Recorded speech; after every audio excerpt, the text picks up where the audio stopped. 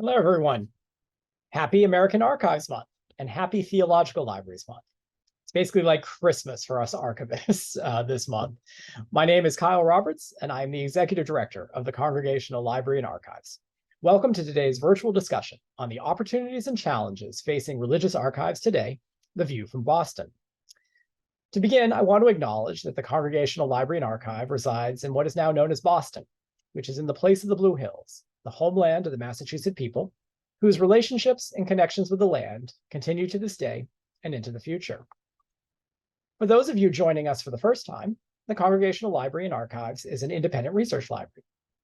Established in 1853, CLA's mission is to foster a deeper understanding of the spiritual, intellectual, cultural, and civic dimensions of the congregational story and its ongoing relevance in the 21st century. We do this through free access to our research library of 225,000 books, pamphlets, periodicals, and manuscripts, and our digital archive, which has over 110,000 images, many drawn from our New England's Hidden Histories project. Throughout the year, we offer educational programs and research fellowships for students, scholars, churches, and anyone interested in Congregationalism's influence on the American story. Please check our website, congregationallibrary.org, to learn more about what we do. And now for our program today, we have three fantastic archivists representing three venerable Boston institutions, each of whom will begin by providing a brief overview of their archive. Following that, we will turn to a roundtable conversation. And as I said, we're going to keep plenty of time for Q&A at the end. Now, I'm going to introduce all three speakers at the start, and then you will hear each of them, talk for about 5-7 minutes about their archives. Our first presenter is Jessica Suarez, the Curator of Manuscripts and Archives at Harvard Divinity School Library. Jessica graduated with a Master of Arts in History from Northeastern University in 2001, and a Master of Library and Information Science with a concentration in archives from Simmons University in 2005. Prior to starting at Harvard Divinity School Library in 2006, she worked at the Harvard Law School Library, Houghton Library, and the Boston City Archives. Currently, Jessica is part of a Harvard-wide mass digitization pilot for AV material focused on the Carlton Pearson archive. Our second presenter, Thomas Lester, has been the director of the archive and library for the Archdiocese of Boston since November 2014 and oversees the archive, research library, and records management for the central administration, parishes, and schools of the Archdiocese of Boston. Highlights of his tenure include publishing an online database of Catholic sacramental records in partnership with New England Historical and Genealogical Society, creating a preservation plan for digital records, and offering a searchable collections catalog. He has also authored or contributed to over 150 articles and one book. He's an active member of New England Archivists and currently serves as the Vice President/President-elect of the Association of Catholic Diocesan Archivists. Our third presenter, Zachary Bodnar, graduated with a Master's of Library and Information Science from Simmons University with a concentration in archives management in 2018. Prior to his work at the CLA, Zachary worked at the Bellamy Faraday House and Garden Archive, the Vassar College Special Collections, the Harvard Law School Library, and the Harvard Botany Libraries. Zachary joined the CLA as an archives assistant in 2017, helping to prepare materials for digitization through the New England's Hidden Histories program. In 2018, he took on the title of archivist. For any of you who followed CLA programs, you know that he is one of the two dynamic duo that are part of our church stewardship initiative. And you can see him regularly in virtual programs and on YouTube, helping empower churches to manage their own archives. His professional interests include metadata collection and management, digital archiving, audiovisual preservation, and archives management. So we've got an all-star lineup for you today. Let me go ahead and invite Jessica to join us to give the first presentation. Hi, Kyle, thank you. As Kyle mentioned, my name is Jessica Suarez. I'm the Curator of Manuscripts and Archives at the Harvard Divinity School Library. I've been here for about 17 years. A little bit just about the Harvard Divinity School that the library supports.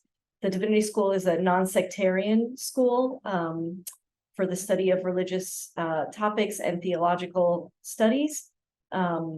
It's not a seminary, and many of our students do not go into ministry, though of course some do. The Harvard Divinity School Library is strongest in collecting Unitarian Universalism across all of our collections. The archives in particular is the official repository for the Unitarian Universalist Association, their service committee, and Beacon Press. In addition to those official bodies of the Unitarian Universalist Association, we also collect the records of many UU ministers, UU congregations, and UU affiliated groups. So really the bulk of our archival holdings center around Unitarian Universalism.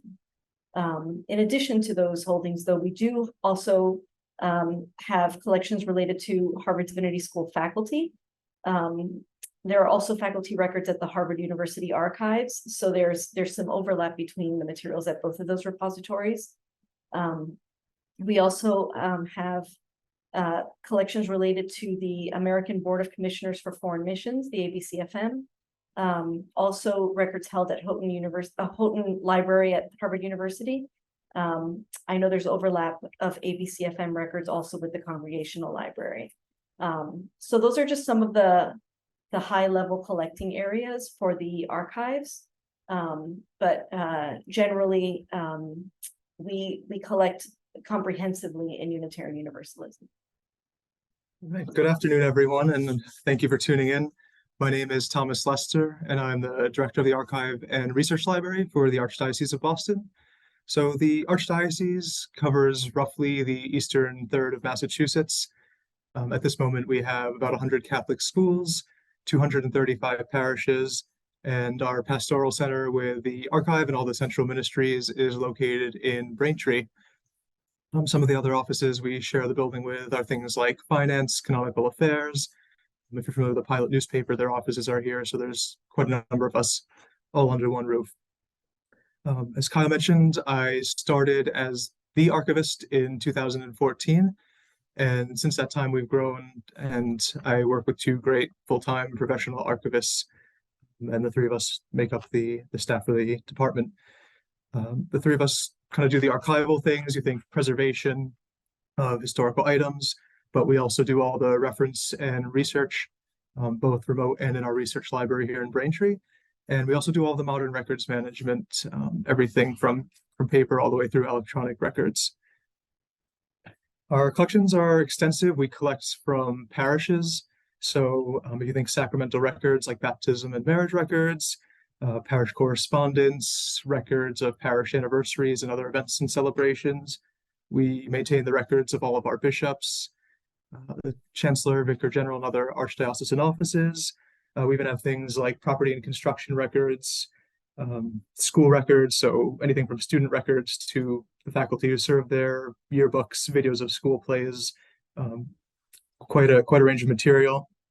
And in terms of formats, similarly as expansive, so paper-based materials, paintings, prints, photographs, photograph negatives, reel-to-reel films, VHS, audio cassettes, open reel audio. So we're handling quite a variety of things on a day-to-day basis.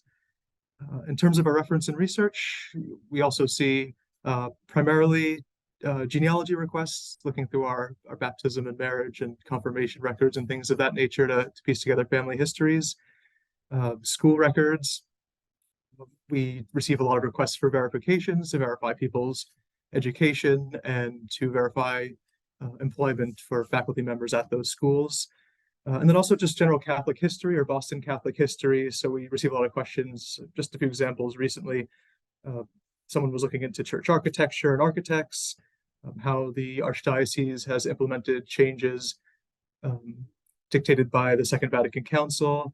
Also, folks looking for biographies of priests and bishops, biographical information of priests and bishops, and also the Archdiocese's position on various social issues throughout time. Some projects I just wanted to highlight here so you can get an idea of the scope of our work. We do a lot of parish visits, so we'll go dig around in basements and attics and weed out records that are way past the retention period or things that need repair or preserving. We'll bring back and incorporate into our collections here at the Pastoral Center.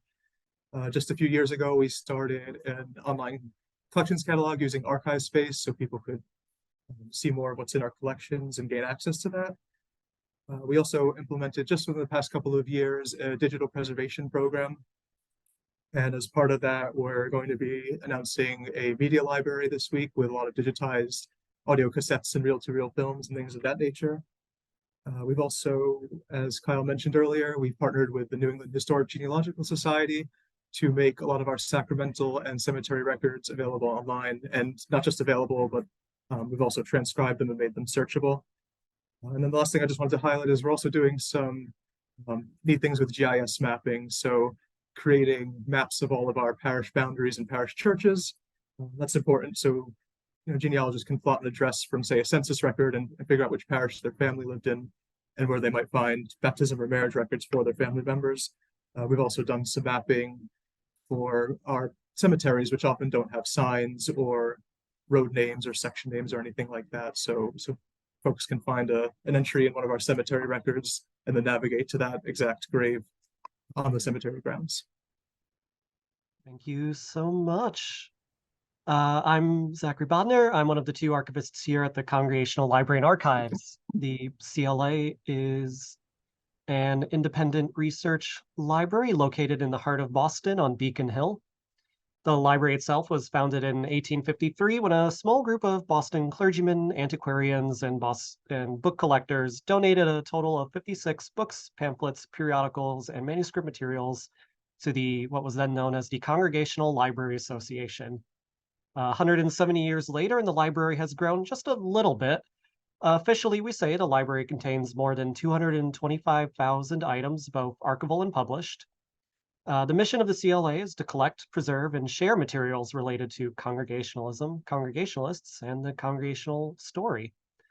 The collections held by the CLA are pretty unique and offer a great window for researchers and individuals interested in theology, American religious history, social movements and social history, genealogy, and local histories from 1630 to yesterday. For much of the library's history, the library served as actually a minister's library. Ministers would come into the library and use the library's resources to help them prepare for sermons, study for seminary, and just in general work together. Because of that history, much of our collection is actually something of an artifact or a time capsule into what Congregationalists were thinking and worrying about at any given time. The library has a variety of subject strengths.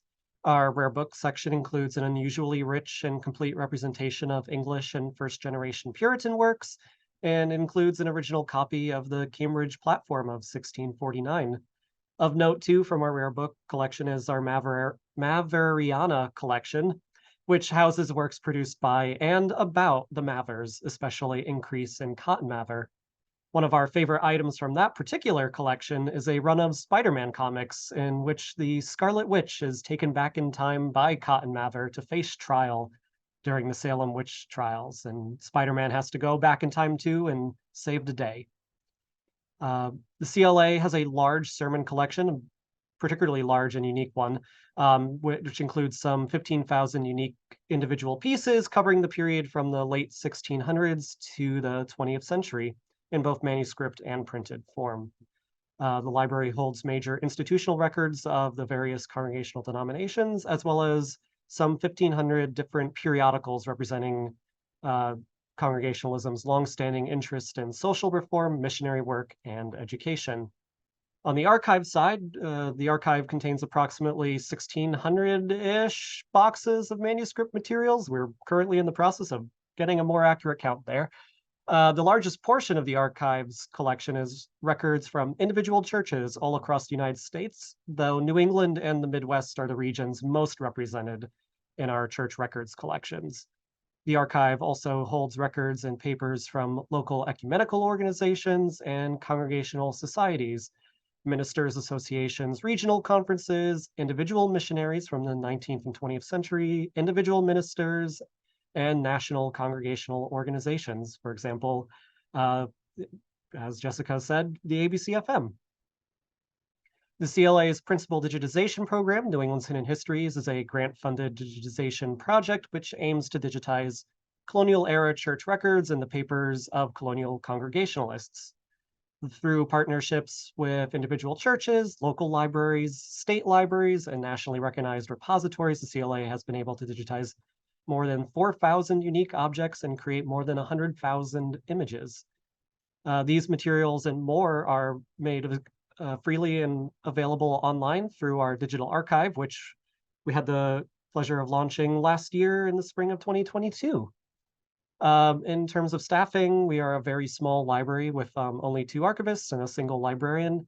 Each of us has to wear many different hats throughout the day to ensure the smooth operation of the place. But though we are a small staff, we continue to ensure that our collections can be made freely available to all who wish to see them.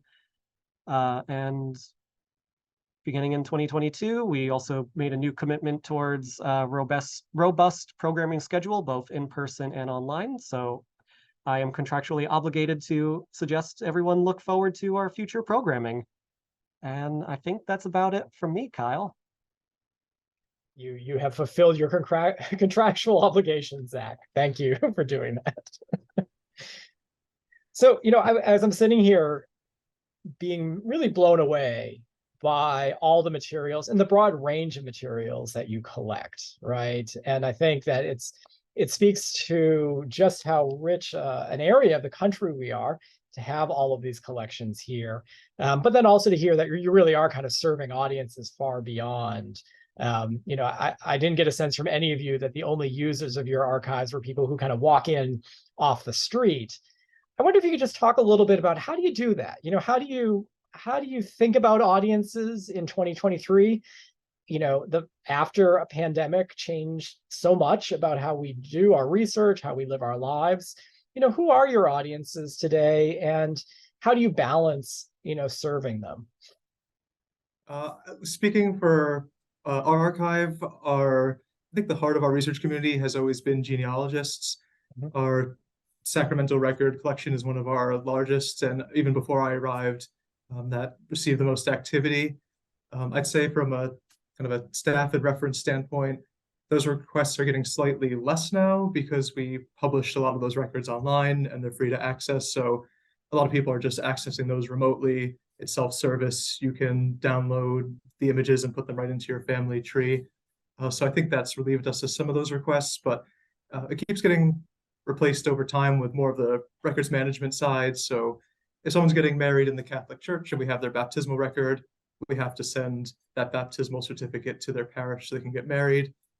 We've been bringing in a lot of Catholic school records. So as I think I alluded to earlier, we get a lot of requests from former faculty for employment verifications and also students to verify their education and that they graduated from school. One of the things I think we'd like to look at kind of increasing is the number of academic researchers. We still have a lot of academic researchers, especially during the summers when schools are out and they have time to travel, but they're just, as I'm sure we all feel, they're just an endless amount of stories in our collections. And as I come across interesting things, I kind of keep a running list, and over 9 or so years, it just keeps growing and growing and growing. And you kind of just wish someone would walk in and name one of those topics and really do a deep dive on it. So I think in terms of an approach and kind of building an audience, as I mentioned, we have a collections catalog. It doesn't cover all of our collections. We started with the most in-demand things. So hopefully prospective researchers can find out more about our collections from keyword searching that or searching by subject. But I think now to engage sort of just the general public, we're also looking at doing things like, we have social media channels, but also doing some little 2-minute historical videos on our social media as well to highlight some items in our collection. And we write for the diocesan newspaper. And I think that's reaching maybe some, I'll say like non-academic audiences and just sharing them little bits and pieces here and there and doing, events such as this. You're just reaching different audiences with each one. And I think we need to kind of branch out in all of those directions. Maybe there's someone out there who, didn't study history and isn't interested in publishing something, but, they'll see a little clip of a film we digitized on social media and that will bring them in to explore a topic just for their own enjoyment. So I think we're trying to branch out in as many ways as we can. Yeah, I think Certainly genealogists use many of our records. Church records get a lot of use. Church record books get a lot of use because they contain a lot of sort of vital records information. And they're not typically indexed, so they require somebody to basically just look through them. Many of them we've tried to digitize recently. Harvard had sort of a Harvard-wide initiative a few years ago to digitize all colonial archival material across all the libraries. So we were lucky to get a lot of those church record books in on that initiative and available digitally now. We have a lot of church historians who come and use our records. A lot of UU church historians, a lot of there's some collections that are more heavily used than others. I think one of our most heavily used sort of quote unquote academic collections is the papers of Paul Tillich. We have researchers who come every year from around the world, from Germany. We had somebody from Finland this year that was there for a couple months working with those papers. We have the papers of H. Richard Niebuhr. Those get a fair bit of use as well. So it's not just the UU records that are being used, though they are the most heavily used. I would say the bulk of our researchers are external as opposed to Harvard based. I think that's a community we would like to grow in using our archives. I think there's and maybe Zach and Thomas could speak to this as well, or could commiserate with me on this, but sort of getting over the understanding that this stuff is available for their use, that this shouldn't be intimidating. I understand why it is intimidating to use some of these records. Sometimes you have to go to a reading room, you have to make an appointment, you have to sort of work with these materials under certain conditions that you wouldn't use general collections, but they're there for use. And we want people to understand that once you sort of get over that initial hurdle, these are such a rich resource for our community at Harvard. So, yeah. Yeah, I think Jessica and I have a lot of overlap in the kinds of audiences we're seeing at the CLA as well. As I kind of mentioned, historically, we've been more of a minister's library, but within the last probably 50 years, within the last 50 years at least, there's been a clear shift from minister's library to more research library with academic researchers, students, and genealogists being probably the most active in-person audiences that we have coming in to use our materials in the reading room. It is interesting though that like our audiences that are using the reading room are not necessarily the same audiences that are reaching out to us via reference emails or in programming even. So it's kind of interesting to see that there's almost 3 different unique audiences based off of just kind of the medium, because in reference we get a lot of genealogists too and researchers, but we also get a lot of more church historians and people, the congregants at congregational churches who are active today who are asking questions about their church's history, about their local histories, things, and sometimes that also then goes into genealogy as well for their church. And then our programming is certainly its own core audience of people interested in us, people interested in congregational history, people interested in the topics we're talking about, and then also just for the program Billy and I run, the Church Stewardship Initiative is very strongly focused towards church historians, ministers, and those working with and wishing to preserve their own church's records. So that is its own audience that we're working with a lot. Similar to Jessica too, it's definitely a case of, for bringing people into the reading room to use their materials, there is definitely that sense of a barrier to entry. Like one of the things we always talk about is how we're a free library. Anyone can come in off the street with an appointment currently, although we're eventually going to move away from an appointment. But anyone can come in. You don't need any kind of institutional affiliation. You could come in and just ask for our oldest book, and we're happy to hand it to you. But there is still that barrier of entry, and some of the ways we're hoping to work with that is Boston has so many different academic institutions for graduate and undergraduate students and just researchers in general. So Suffolk exists from us like up half a block away, its core campus. So it's reaching out to these local universities to say, hey, how can we serve your students? How can we serve your faculty better? How can we bring more people here and let people know about these resources? I think one of the things that's really striking in listening to each of you is thinking about these different audiences and how to meet the audiences where they're at, right? So part of it's about really reducing that barrier to entering the physical site, right? Being able to come into the reading room. I think probably all of us, if we're honest, have had imposter syndrome ourselves, about whether we're supposed to be here or not. And, I think acknowledging that in folks coming in is really important. But we're also in a very expensive city. We're in a place where I know scholars would love to come and spend 3 months, the entire summer. But my Lord, finding a hotel room or an Airbnb where you could actually spend time. And I'm so curious, is it easier? How easy or difficult is it for an archive to pivot to really, meet people where they're at, and that might mean post-pandemic a real shift to digital delivery. Is that something that is are you finding it sort of a natural outgrowth of the work you've been doing?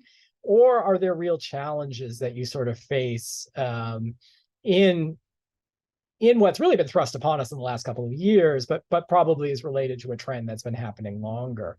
Does anybody have any sort of feelings about are archives well situated to reach the new audiences, or do they need other types of resources or investment in them? I think it's unfortunately a little bit hard, and it does require help from up high and from out in the general community. And some of it is just the sort of like idea of the archive is stuffy and you have to wear the cotton gloves, and there's a 20-page rule book in order to come in and use your resources. And if you break one of them, you get a tut-tut by the person at the front desk. And there are rules, and we do say, hey, don't break anything, but like it isn't that image of what an archive can be isn't necessarily reflective of what an archive is. And really, we are just excited to have people in there, but it's finding those avenues to bring people in is definitely a challenge. And it's not one that I know that I have all of the answers to, other than that it definitely involves working with other groups that are aligned with us in terms of mission, in terms of audience, to be able to like, hey, how can we work with you and you with us to bring audiences together and say, here are the resources. And in some cases, find out the audiences that have money to also help bring people here. That's how sort of some of our fellowships work, at least the NERFC, which I forget what that stands for, New England Regional Fellowship something? Consortium. Yeah. Consortium. I knew I forgot a letter. I would say that the digitization piece is sort of, goes hand in hand with this. And we had our pre-pandemic, we had already been sort of making available within certain limit. We're not going to scan for somebody, 500 pages of something because they can't come in. But we would sort of note that aside, that this might be something to send to digitization, to a queue for digitization. But we were certainly already scanning materials for patrons who were unable to come in person. And that it just kind of ramped up during the pandemic. I think there was more of that. Harvard Divinity School is one of the smaller repositories at Harvard. So even though we're part of Harvard and Harvard has all these resources, we don't have as many at the Divinity School as maybe some of our counterparts do across the university. We are able, very fortunately, to take advantage of some of the centralized services at Harvard, such as digitization and things like preservation and conservation. This project that Kyle mentioned in my introduction, the Carlton Pearson pilot for AV mass digitization at Harvard Library, This is a collection that is almost all AV material. Carlton Pearson, for those who may not be aware, was an evangelical minister. He was a televangelist. And after some time, he received a message from God, and he shifted over to sort of preaching universal salvation, and that there was no hell. And he was essentially labeled a heretic and lost his entire congregation. And he was taken in by the Unitarian Universalists, which is the connection that we have with him. And those records, so much of them are largely inaccessible, not only because so much of it is on obsolete formats that we don't have players to even play this stuff on, but because they're deteriorating at a rapid rate. So it was sort of a perfect collection to serve as the pilot for this. And the Divinity School is very lucky to take advantage of the centralized resources for we wouldn't be able to do this on our own. So there is a balance for sure of trying to meet the patrons where they're at and also balancing what is possible within your own organization. So I will start by just saying, I think as much as we can theoretically digitize our collections now, there's definitely value in people coming in person, meeting the archivist, us meeting the researcher, having a relationship and having a dialogue. Sometimes there are collections that are not in our catalog yet, or, you know, the title of this collection is somebody's name, but they collected things all about the topic you're studying, but you wouldn't know by looking at the title of it. So I think there's definitely, as much as we could just, you know, upload online, there's certainly value in long-term continuing to come into our respective libraries in person and engaging with the staff there who know the collections inside and out. So we obviously embarked upon a big digitization project in terms of our sacramental records, but I've also found that as we move in that direction and make things available, I think the general public sort of looks at it as a very easy thing for us to do, and then very intuitive for them. And it's not always.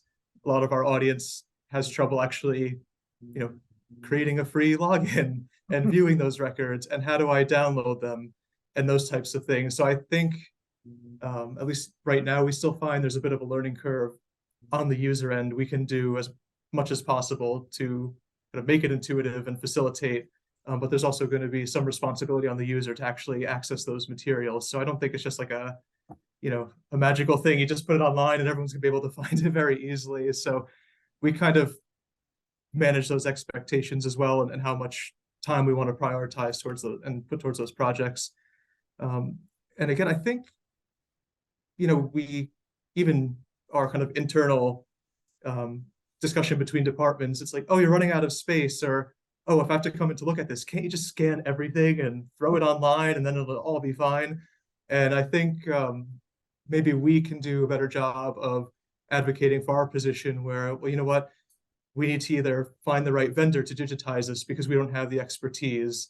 You know, my team and I don't have the ability to repair and clean reel-to-reel film, nor to even play it, or let alone digitize it. So, you know, it might take a few months to interview with people and find the right vendor. You know, this is something we've been wanting to do for years, but it finally came up where it was a priority on our budget this year.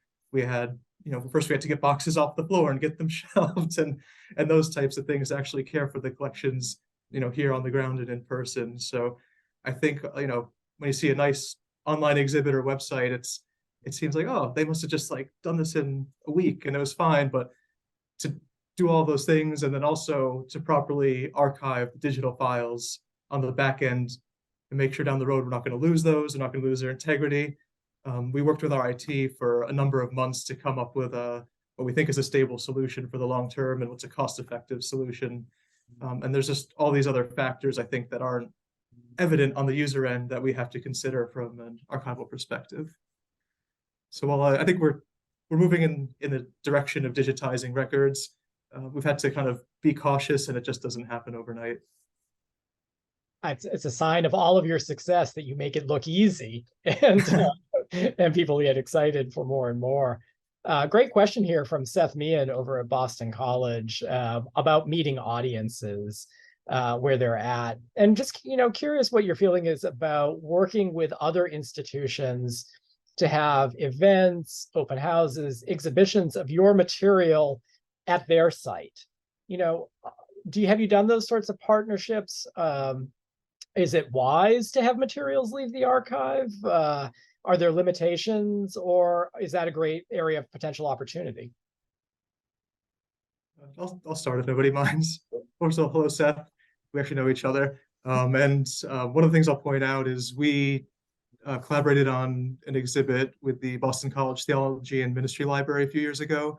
And we've also, obviously, as we've mentioned a few times now, partnered with the New England Historic Genealogical Society. And for a small shop like us, I think it's great to reach a new audience, students and faculty at an institution that, our interests might overlap, but they might not even be aware we're down here in Braintree and what our collections are. I do think it is important to kind of assess who you're working with, if their facility can properly care for your collections, if you're doing something like a display. We've also, in terms of working with any HGS, they have the volunteers, they have a conservation lab on site, they have the proper scanners, they can handle our books properly while doing that. I think when we started that, I was still the only employee here, and I could have never done it on my own. It's something where we couldn't have afforded to send, I think up to like 15,000 volumes or so to a vendor to scan. So, I think there's a lot of opportunity to cooperate with other institutions, to reach each other's audiences, to maybe do something bigger, whether it's a digital project or an exhibit and programming that you might not be able to coordinate on your own with one small staff in one institution. So I don't know, from my perspective, I'm all for it. I'm all about sharing, and like we've been talking about it, it's just another way to reach out to different audiences and kind of expand the people who are interested in their own collections. I'm also in the camp of share and share alike. It's collaborating with other institutions, small and large, are great ways of reaching out to new audiences. They're great ways of creating connections. They're, from even the reference side, it's a great way of being like, oh, hey, you have that thing that we've had that question about a couple of times. I will remember to tell them about you the next time we get it. And all of these ways help to build an audience, help us to better help our audiences, to better meet their needs. And while the CLA hasn't done a lot of material sharing over, at least while I've been here, I think we had had some books on loan to some place, but that was on the library side, so I don't really remember it very well. And historically, I know we've had a few events in the way past before I was here. But I also, as long as agreements are properly drafted, and generally speaking, all of us cultural institutions have pretty much the same basic language for how that kind of stuff works anyways, and as long as those are all being met, then yeah, absolutely, share materials between institutions. It's a very good thing to do. I'm also all in favor of collaboration across institutions. I think we haven't done as much here at the Divinity School. I think we tend to do more within Harvard with other repositories at Harvard. We certainly lend materials for things like class visits across other repositories and things like that. I know we have lent some items not very many, but over the years, to other institutions for exhibits, for sort of long-term exhibit use. We've partnered with other institutions on digitization efforts in the past. We had a large digitization project with the Holocaust Museum in DC and the Holocaust Museum in France to digitize a lot of our World War II era service committee records related to work in Europe at that time. There is some history of it here. I think we can certainly do more. And I think this conversation only serves as a way to bring to light all the things we have in common, all the ways that we could possibly partner on future projects or just collaborations in general. Another commonality that you have is that you're all actively collecting institutions at a distinct point in American Christianity. The pandemic, again, to kind of bring it back,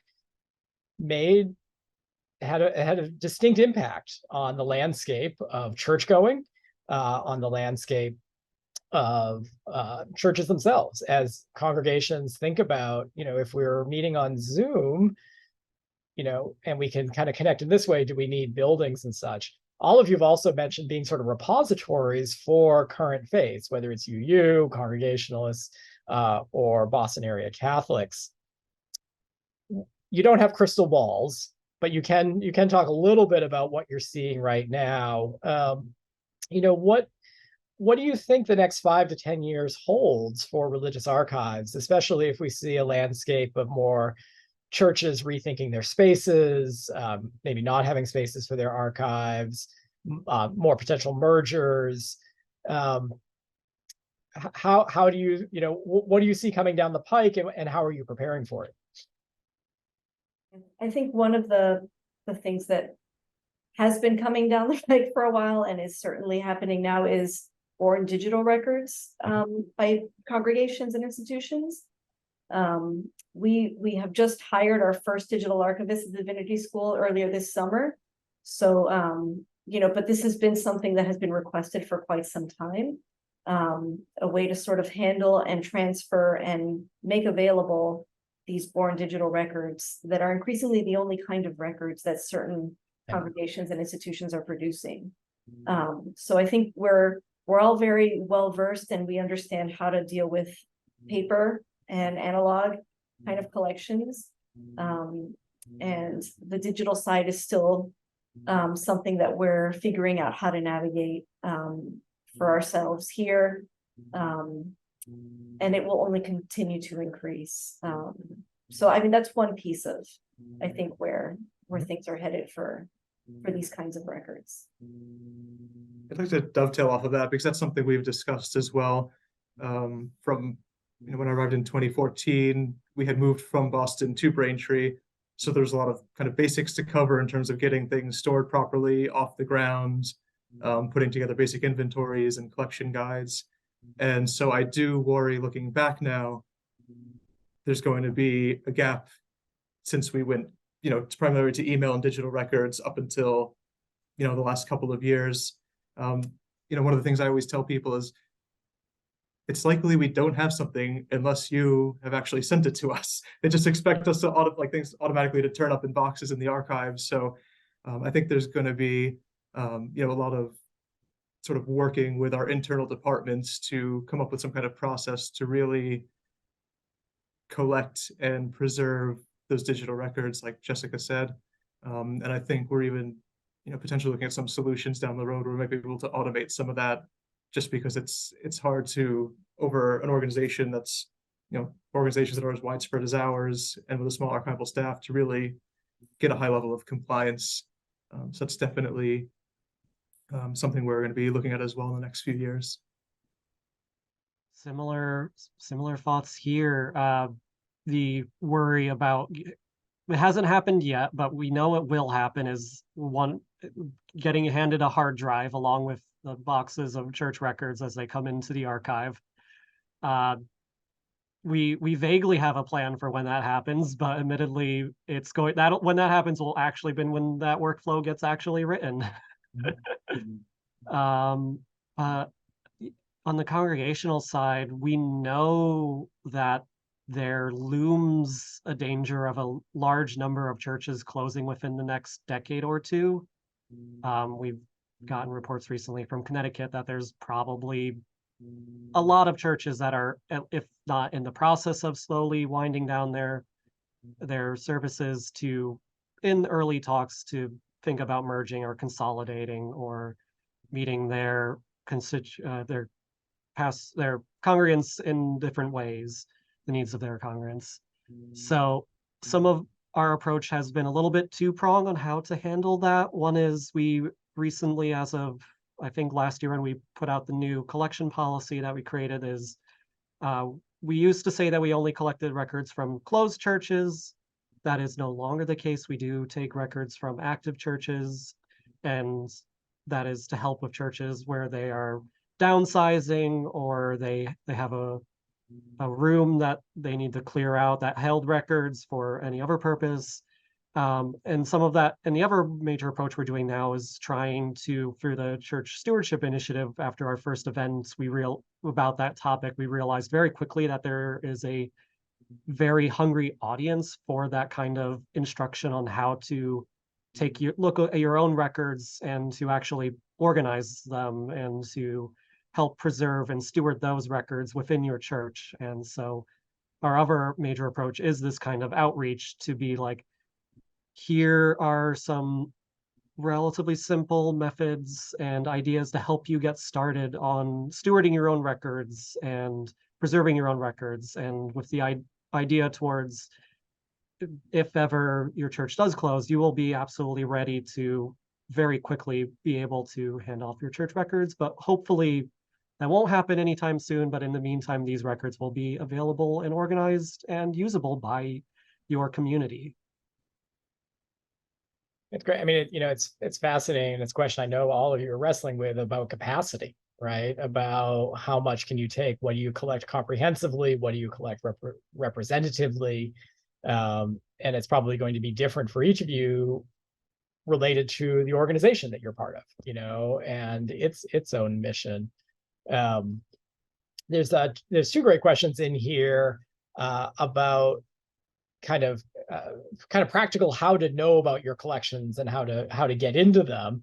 Malachi McCarthy, who's done fantastic work organizing Catholic archives, writes that one of the greatest challenges that he finds in that makes scholars reluctant to use religious collections is they're unfamiliar with the religious vocabulary. That it's not, the terms aren't familiar to them, the record organizations aren't familiar to them. Yet he sees again and again that lots of people want to work in these collections. Lots of scholars do. So it's a kind of question about how do you bridge the vocabulary gap or the knowledge gap.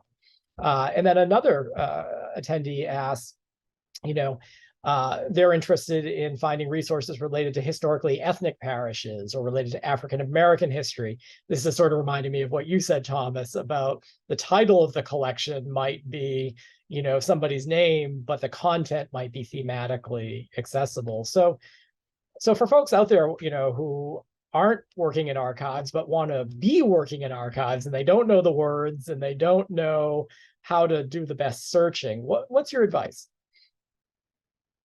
This might be a very simple answer, but I encourage everyone, if you don't know, just email us or call us directly and explain what you're looking for.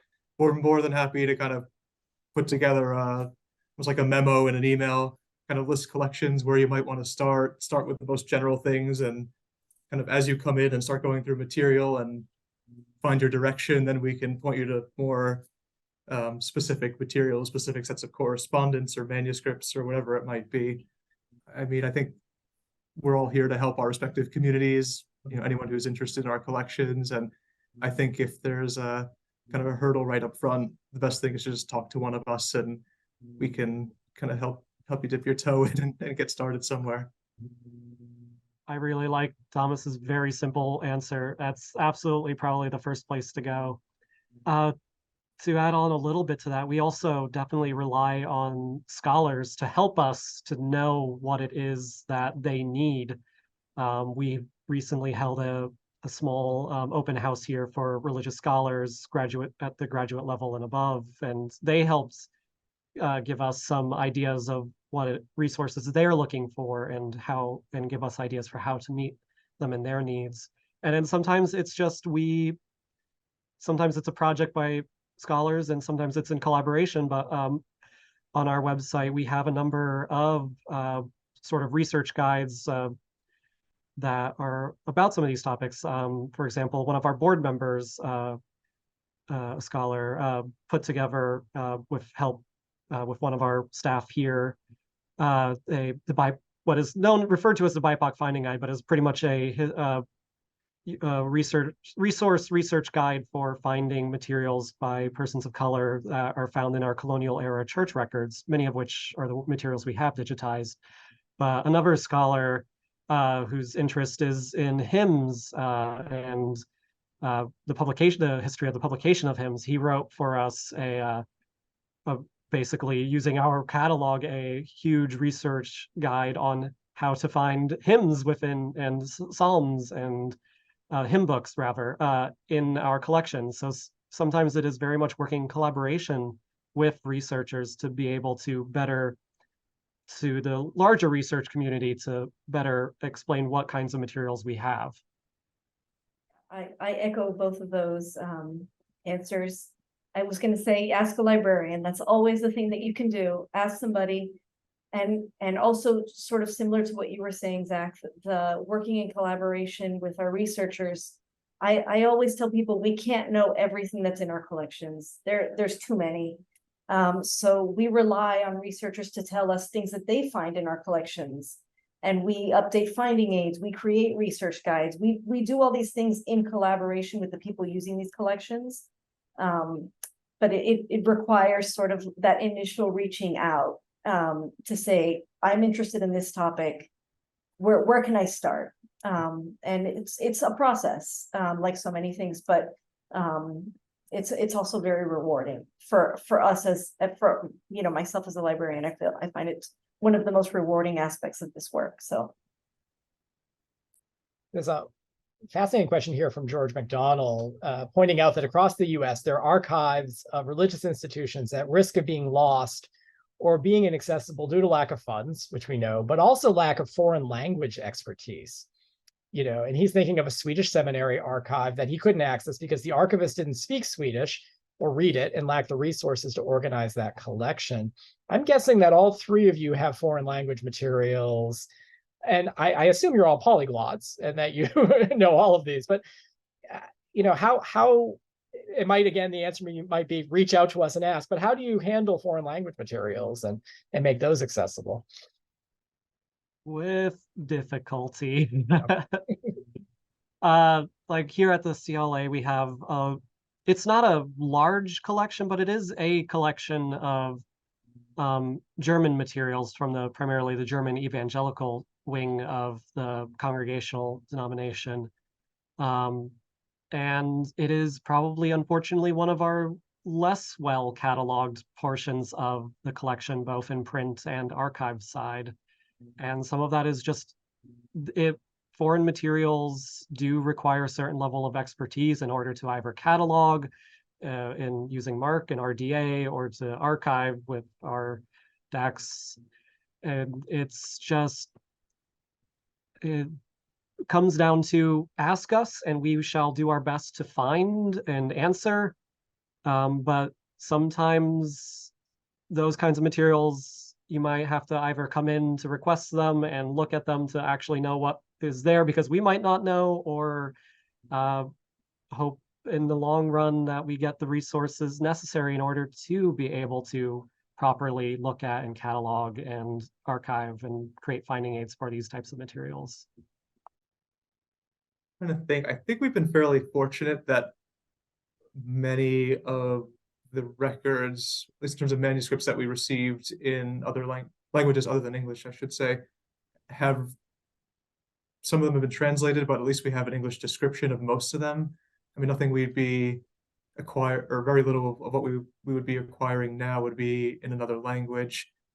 We do, to bring up the Sacramental Record Collection again, we do have the French language parishes. We have records in French. We have up until, let's say 1900 as a ballpark figure. Almost all of the records were written in Latin, but we look out with those because it's very formulaic. So we know where the baptized is, we know where their birth date is in the text, we know where their godparents were in the text. So those are fairly easy to just learn. They're all repetitive. So I don't know if I have too much to add to that. A few of our founding priests were French, and I read and used to speak a little bit of French, so I'm able to kind of just work my way through those for the most part. And then I guess a contemporary issue for us would be we have a lot of Catholics who might only speak Spanish, or it's their first language. So our most recent hire, she can speak Spanish, and we wanted to have someone on our team who could communicate better with those patrons. And we're even looking at creating some of our sacramental certificates and other forms in Spanish so that it's more easily accessible to those people. Yeah, I don't have a whole lot to add. Most of the UU records in our archives are in English. And there are some exceptions of other records. The Tillich papers have some material in German. We were lucky to have staff on hand at one point who spoke German, who could sort of give us enough of a guideline for how to describe some of these materials. But yeah, it's just a matter of if somebody needs it, if somebody's asking about it, we'll do our best to make it accessible. I think I want everyone to take away that there is a lot more material in these collections than you realize out there. And for those of us who work in these collections as well, there's always more discoveries and more things that we'd like to be able to make accessible. For all the other questions that we didn't get to, I'm going to be sharing them with our speakers. And we've got questions about ABCFM, about pre-1800 congregational churches, and some other great topics. So I'll be sharing those. As a very final question before I turn off the camera, and I'll start with Jessica. Working in a religious archive, religious library, great job or greatest job? This sounds like a leading question, Kyle, but I'm going to say greatest job. Thomas, what do you think? Greatest job. It's great to have a real, sense of mission in the building, and I don't know, just hearing people's inspirational stories about their faith, and having another layer added on top of our sort of archival goals, we'll say. It really keeps me motivated. Zach, 3 for 3? Yeah, 3 for 3. I came into this job not really knowing what congregationalism was or how it could be, how people could use it to do research. And over the last however many years I've been here, I've learned that there is a lot that you can use these records for, and every time it amazes me and surprises me in the best and most delightful of ways. Great answers. Thank you all so much for sharing your expertise with us today. Have a very happy Archives Month. We're only halfway through. There's plenty more to come. More open houses, more Ask an Archivist on social media. I hope everybody out there will take advantage. Thanks, everyone.